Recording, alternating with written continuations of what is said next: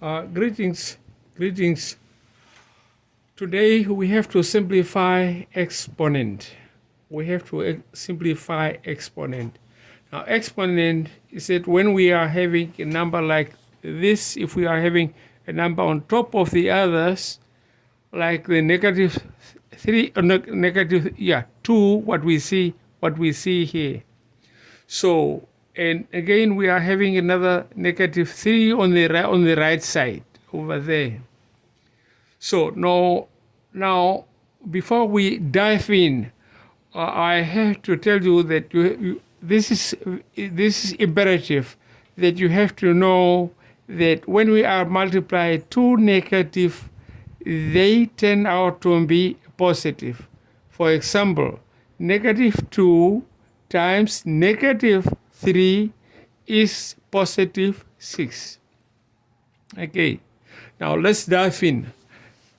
Now here we have to multiply negative 2 and negative 6, and they turn out to be a positive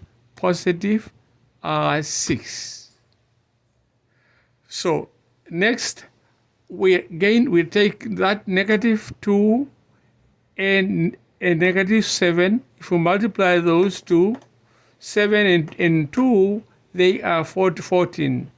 And again, they must be positive 14. Okay, now if we go to the right side, we are having negative 3, and negative 2.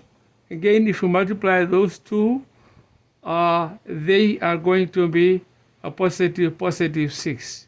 And if you multiply negative 3 and positive 3, they turn out to be negative 9, because only one is negative and the other one is positive. Okay, that's good.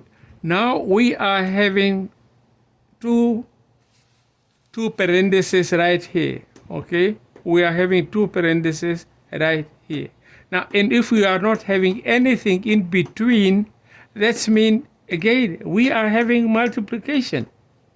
If we don't have anything here, that is understood.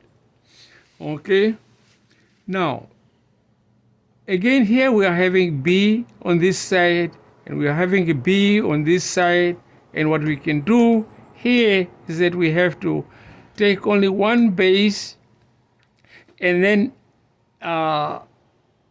in this case, if you multiply, then you have to add or subtract the exponent. And if you subtract 6 from negative 9, we are having a negative 3. Okay, now here when we come to c, again we multiply those two c's, and again we are going to take only one c, and we have to add the exponent. And 14 plus 6, that is 20. Now this we are finished on this side. C to the power of 20. Okay. Now when we come here, we don't want to leave the negative sign in the numerator. Now what we can do is that, in other words, what I'm saying is that we have to bring this one underneath here. Okay.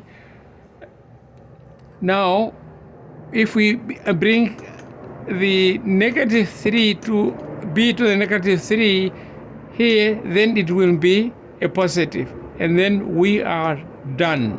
Thank you very much and have a good one. Bye for now.